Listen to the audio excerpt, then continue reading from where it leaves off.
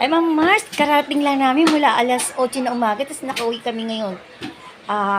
Siguro magna-9 na o 10 ng gabi. Pagod na pagod kami. At ang daming hinanda ng mga pinsan namin, ng mga tiga rito sa Bicol. Tagang pinaghandaan. Papakita ko po sa inyo mga Mars. Nakita ko dito ng tilapia. Yan. Tapos, sa labas, ay pinasok na yung kotse. Yung isa pa, yung wala pa rito isa. Galing mo mag-drive ko.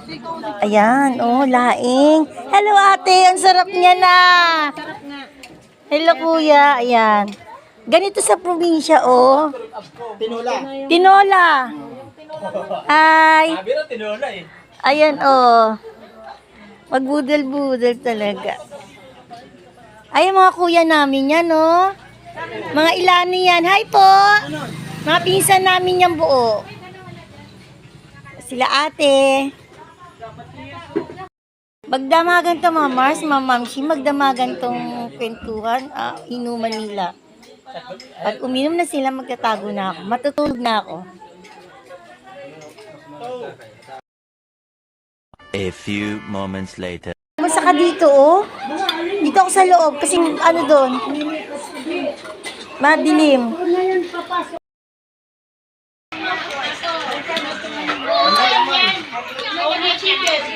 Ay ako doon sa labas kasi doon, may saging, ang daming ulam. Ang dilim eh. Baka matinig ako doon sa tilapia kasi tilapia. Ayan. Laing, pag Bicolana ka, Bicolana, hindi pwede mawala yung laing. Ayan. Ang saya namin. Ayan, ang dami namin. Pito isa, ate masailan yan, di ba masailan yan eh. Ito may-ari ng bahay, pisa namin yan. Ayan na. Yeah, kain na muna, kain tayo mga Mars, mamaya kain muna ako. Tinolang manok. Isang isang malaking kaldero, yung tinola. Ayan. Ang taba ko na. Magsiswimming pa naman kami bukas. O sa Sabado. Wala na ang taba ko, Bawal dito diet. Puro kain ng kain. Nagkamay na ako, lahat kami nakakamay.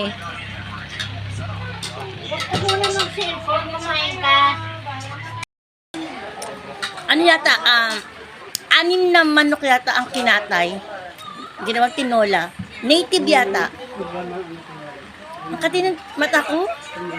Pagod na pagod kami. Mula alas 8 hanggang alas 10 nasa kalye kami kasi nagbisita guys sa kami ng pitong simbahan. I-upload ko na lang para makita nyo. Ang saya, ang dami namin. Ang dami na nagbanding lahat ng kamag-anak dito.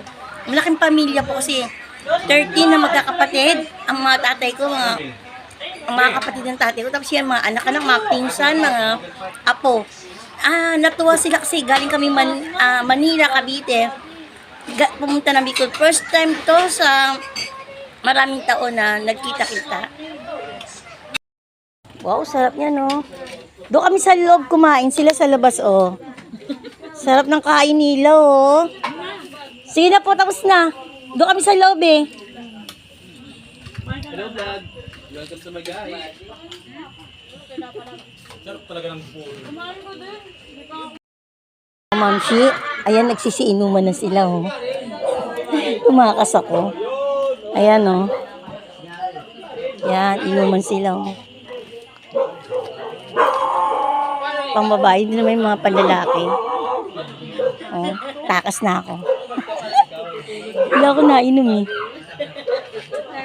Bala sila uminom, basta ako hindi iinom. Kapang kaya niinom nila, gin. Gin, Gin. Oo. Puro magkakamag-anak yan. Mangga! Ito, may ibang grupo, Doon. Ibang grupo, kasi doon inuman, dito guluhan.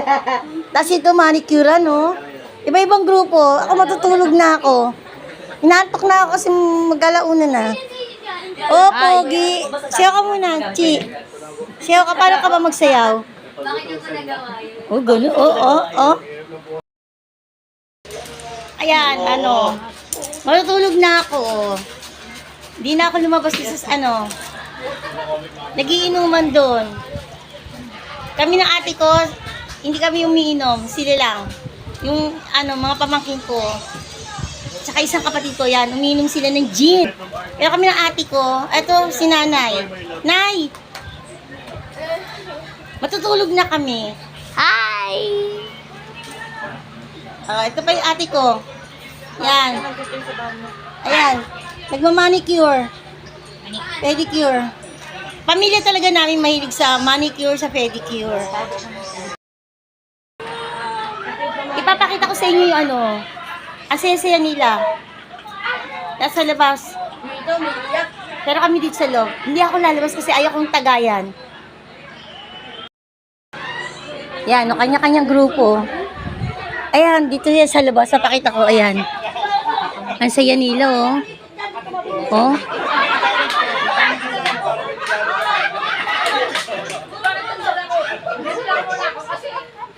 Yan, grupo yan ng mga pamangkin ko, kapatid ko.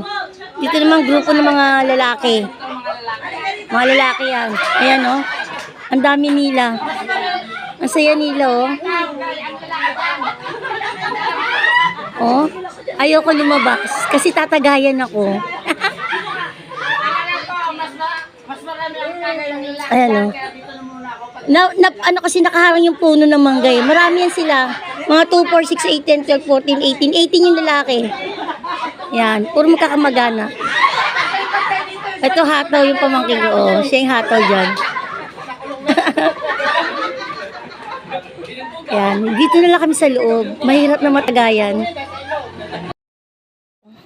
Nakakatawa, oh. Oh. Kalabaw. Ang puti. Mamaya doon sa dulong-dulo, papanik kami doon mamaya. Inaantay, maligo lang ako. Kasi baka uwi na mamaya kasi, baka mag-swimming kami hanggang madaling araw, linggo, biyahe na naman. Sabado biyahe. Talagang sinulit namin, punta namin dito. Good morning po mga Mars. Napakahirap. Ito na, paakit na nga kami. Mahirap daw po pumunta doon. Pero, andito na ako sa Bicol, kaya gusto ko na i-try. Tapos, may sasakyan kami. Yung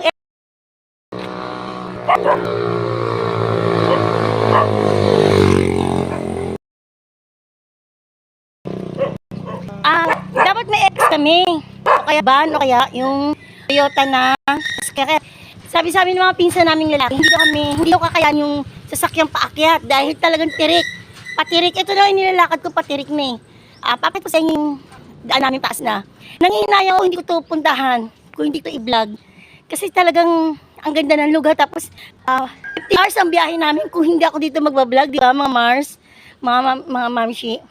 Mga alas 10 na ng o alas 11 ang init, pero biglang kumilimlim. Ayan, paakit na, medyo, ayan, nakikita nyo, oh. Hinihinga. Pag gano'n, talaga excited talaga ako at exciting rin talaga itong ginagawa namin.